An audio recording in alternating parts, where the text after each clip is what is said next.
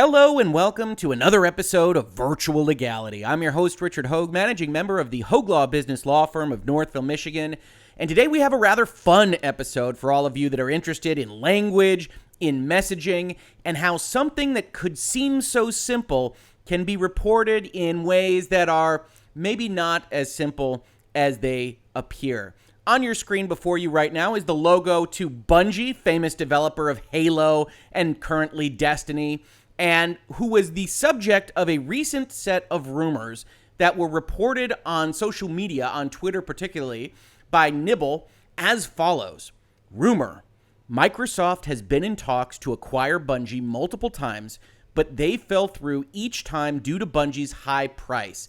Via GamesBeat Decides podcast, hosted by Jeff Grubb, and then a link to that podcast, which you can also find linked in the description to this video. Now, at about an hour and 17 minutes and 24 or 25 seconds in, there is an exchange between Jeff Grubb and Imran Khan of Kinda Funny Games in which they go over this rumor that has now been commented on and reported on across the internet. And this exchange goes as follows.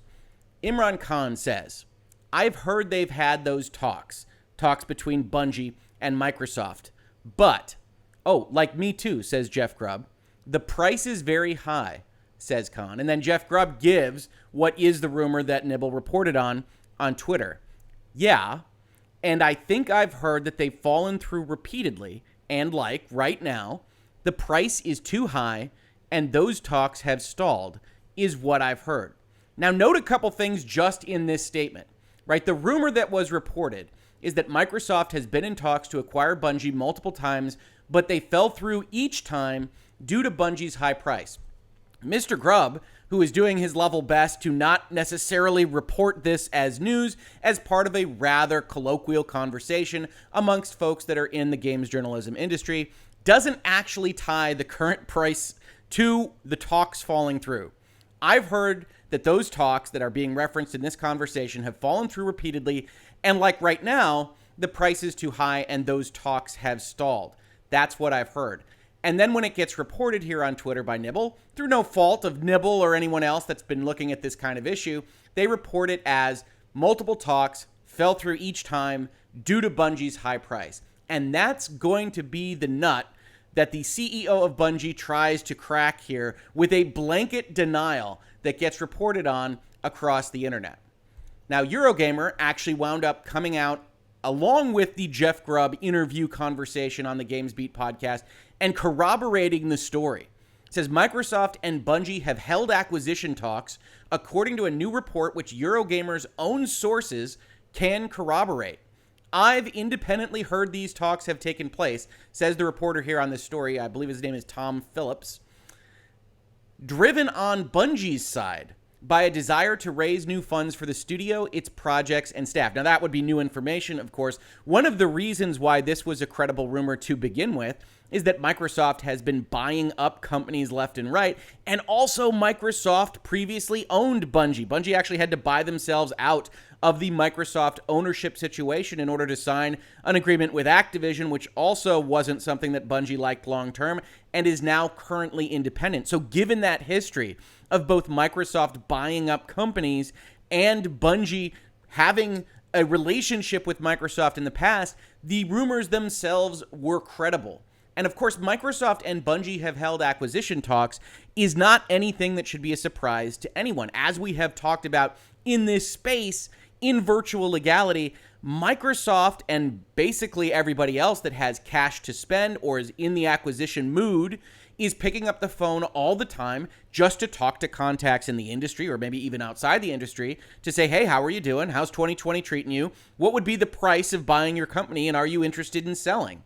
That's how Ted Price, famously independent CEO of Insomniac Games, probably wound up getting bought by PlayStation and Sony, is that one day they just said, "Yep, all right, let's do this," and Insomniac is now owned by Sony as a first-party developer. So Microsoft and Sony, and really, honestly, Nintendo and anybody else is constantly on the phone with people, just like your favorite sports team is constantly on the phone with other sports teams to see, just on the off chance that their star player or someone else is available to be traded. There's nothing wrong with those talks. It doesn't mean that those trades or acquisitions or mergers will coalesce, but it also kind of strains credibility to suggest that no talks at all had ever happened, which, as we see, is what Pete Parsons, the CEO of Bungie, winds up suggesting in an unusual response here on Twitter to this Nibel tweet.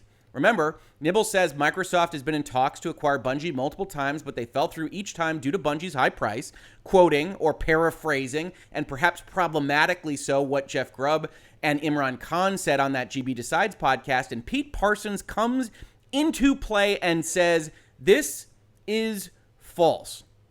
Now, I'm a lawyer. I parse language. That's what I do here. Hopefully that's what you like about Virtual Legality, and that's why you clicked on this video in the first place.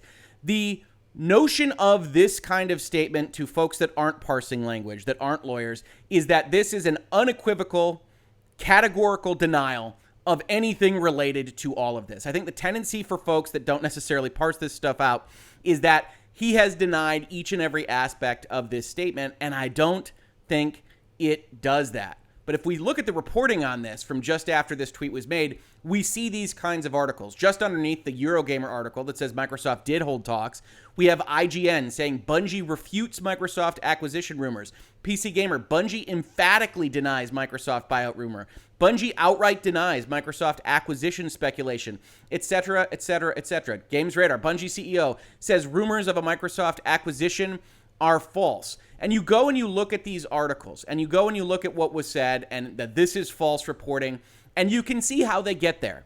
You can see that this is a strong statement from a CEO of a company, and it looks for all the world like something that is being completely refuted. However, just looking at what he actually said, the complete refutation concept doesn't actually hold. Now, this all comes from my background. This all comes from parsing out statements from my clients and for other companies and looking at things that are said to my clients from other companies. And this is the problem with a statement like this. If you actually go and you look at the rumor that Nibel put out there, which again is a paraphrase of a rumor that Jeff Grubb and Imran Khan put out there are multiple components in this statement.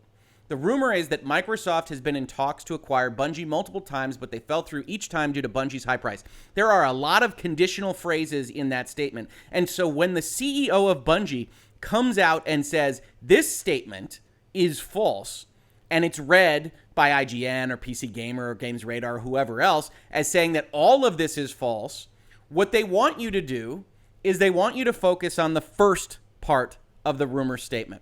Right? Microsoft has been in talks to acquire Bungie. If that was all that Nibel had said, if this tweet just said, rumor, Microsoft has been in talks to acquire Bungie, I doubt very much that the CEO of Bungie would have actually come out and said, this is false, with such categorical denial. You might still have a denial tweet that says, there's no acquisition pending, we don't comment on rumors or speculation, but we know that there's nothing going on right now, etc., etc., etc. What he said instead was just that the statement, the full statement, is false, which, as a lawyer, I look at that and say, well, that means that any aspect of the statement could be false. Not every aspect, which I think is how other people read it, but any aspect. So if you go and you look at this, you want to focus on the first bullet point. Microsoft refutes that there have been any acquisition talks, which I think strains credibility. In all honesty, as a corporate attorney, I look at this kind of question and say, there is no way that Microsoft hasn't at least picked up the phone and said, hey, Bungie, you're independent. You left Activision. Are you at all interested in coming back? Now, the conspiracy theorists out there in video game land would want to attach that to the fact that Halo Infinite didn't get a great reception, that maybe 343 is on the outs at Microsoft. I don't think any of that needs to be taken into consideration to just know that Microsoft has money. Microsoft has been in the business of providing content for Game Pass. Destiny is a prolific developer and publisher of video games with a prior history with Microsoft, and Microsoft would be silly to not have the phone call. So it strains credibility to suggest the first bullet on its own isn't accurate.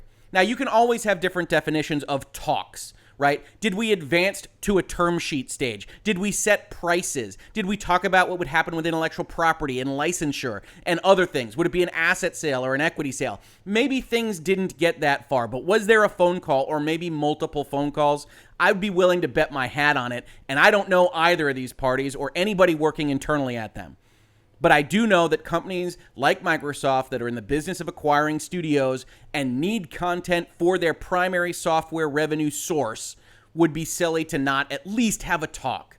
And maybe Bungie says, yeah, we'd be interested in selling for $40 billion or some outrageous amount of money. And Microsoft says, okay, thanks for the phone call. I'll see you at the barbecue over the summer, right? And now you get into the rest. Right? The rest of this statement are the things that could be refuted pretty easily.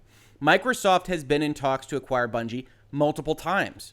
Well, maybe they were in talks multiple times, but maybe if you're parsing this pretty closely and you're the CEO of Bungie, you say, you know what? I don't really think those talks ever stopped. So it's not really multiple times as much as it's one talk that has stalled out. We're on again, we're off again, we're having that conversation. We haven't been in talks to acquire Bungie multiple times, so this is false. Okay. Well, they fell through. Bungie has been in talks with Microsoft multiple times, but they fell through. Well, I don't think so. If talks are stalled, right, as Jeff Grubb actually describes them, the price is too high and those talks have stalled. Have they fallen through? Or if you're parsing this again closely, is it only falling through when you throw up your hands and you walk away from the negotiating table and you never talk to each other again? So we've been in talks to acquire Bungie multiple times and they fell through. I don't know. If I'm the CEO of Bungie and I've had a phone call with Microsoft, have they really fallen through? They never really got to first base. So maybe they didn't fall through because they never proceeded far enough that I would think of them as falling through. Each time.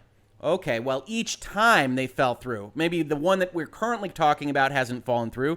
Maybe none of them have fallen through, as we just talked about. But maybe it doesn't apply to each time. And certainly not each time due to Bungie's high price. Not even Jeff Grubb actually says this. Jeff Grubb just says, yeah, and I think I've heard that they've fallen through repeatedly.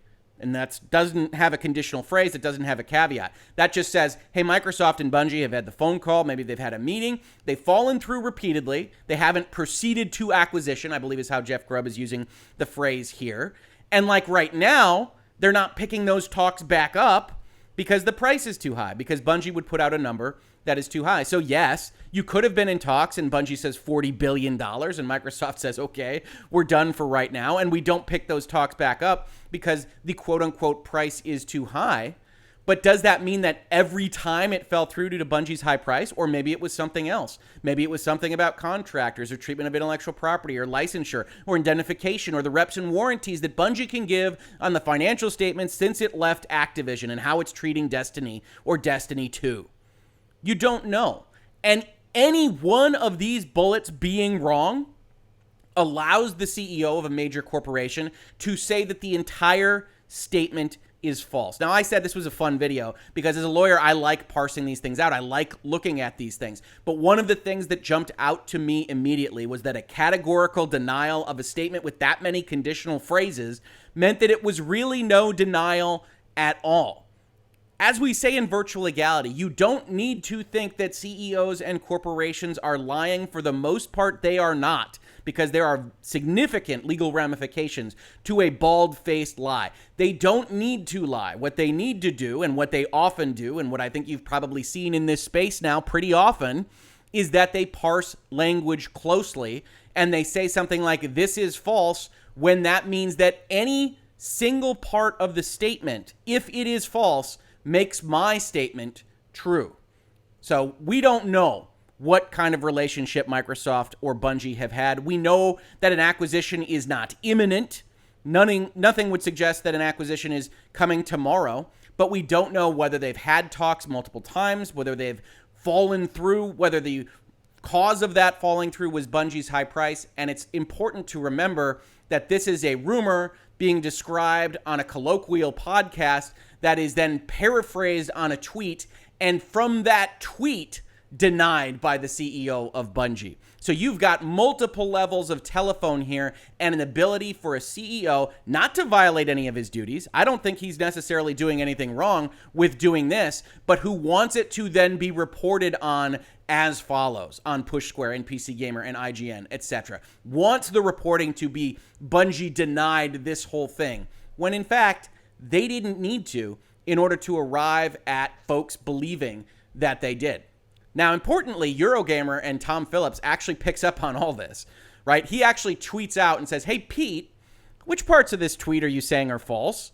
If you are saying Bungie and Microsoft have never discussed an acquisition, it would be good to clarify this. Now, Mr. Phillips is in fact trying to steal a small base himself there by changing the actual rumor to never discussed an acquisition ever in their history. Now, we know in fact that they did when Bungie was initially purchased by Microsoft, so that might be cheating a little bit, but we can paraphrase this alone to assume that he means right now, in the current status, in the current ecosystem of video games, and he is rightly pointing out the fact that by just denying this whole set of bullet points, you haven't really told us what you mean by the statement, this is false. You can then see this actually reported by Mr. Phillips on Eurogamer with what I would call a grain of salt. Bungie has attempted to douse reports it has discussed acquisition with Microsoft.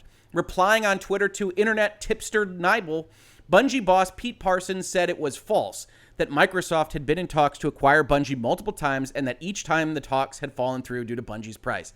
It's a broad-handed denial to a very specific tweet, which summed up information discussed on the GamesBeat podcast, but it also seems to be Bungie's official response to this story. I received a link to this tweet via a Bungie spokesperson this afternoon in place of an official comment. As below, Eurogamer sources have stated that Bungie and Microsoft discussed acquisition. I've asked Bungie whether it has any further comment on this. So Eurogamer is rightly looking at this and saying, come on, Microsoft. This is false. I can see what you're doing here. This can't possibly be entirely false because it strains credibility that you didn't pick up the phone to a major independent developer when you are currently operating under a business model that needs more content and needs to buy more companies. So come on, Microsoft, stop pulling my leg. And in fact, that's the situation at Eurogamer right now. So in other words, the anatomy of a denial, as put forth on this thumbnail, is that you always have to parse these things very carefully. I hope you are enjoying these kinds of deep dive looks at language, small bits of language, on things like tweets to better understand how companies, CEOs, officers, directors, and the rest talk to you about the news that you are interested in. This has been Virtual Legality for today. I hope you enjoyed this video. If you did, like, subscribe, share, ring bells, tell people that we're here having these conversations. And importantly, from the perspective of Bungie and Microsoft, I don't want anybody to come away from this video thinking that I believe that Bungie and Microsoft are going to enter into a deal or that they are going to enter into a deal in the immediate future. I don't think any of this means that. I just mean to suggest that a categorical denial of that type is really not much of a denial at all. If you caught this on YouTube, thank you so much for watching. And if you listen to it as a podcast, thank you so much for listening. And I will catch you on the very next episode of Virtual Legality. Virtual Legality is a YouTube video series with audio podcast versions presented as commentary and for education and entertainment purposes only. It does not constitute legal advice and does not create an attorney-client relationship. If you have legal questions about the topics discussed, please consult your own legal counsel.